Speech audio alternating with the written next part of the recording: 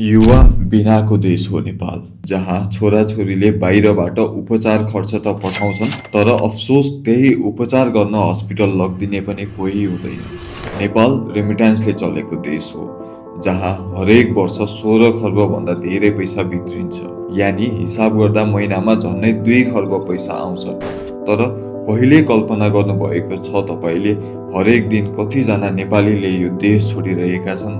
तपाईँ हाम्रो निन्द्रा खुल्नु अगाडि नै झन्नै 2200 जनाले यो देश छोडिरहेका हुन्छन्, त्यो पनि एउटा सुन्दर भविष्यको कल्पनाको लागि। फ्याक्ट्स र डेटा हेरौँ न। गएको आर्थिक वर्ष नेपालमा 17 खर्ब 23 अर्ब रुपियाँ भित्रियो, जुन एकदमै ठुलो पैसा हो।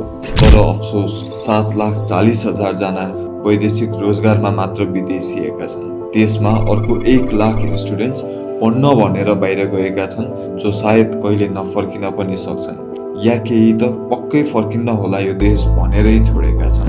र यो यस्तो परिस्थितिको जिम्मेवार को हो?